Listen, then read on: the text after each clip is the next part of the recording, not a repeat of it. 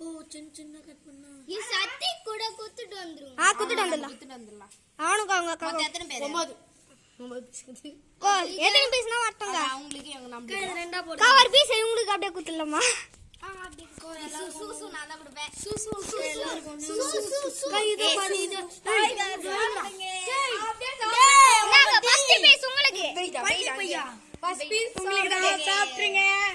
Okay எல்லாருக்கும் happy Tamil புத்தாண்டு. எல்லாரும் பாய் சொல்லுங்க.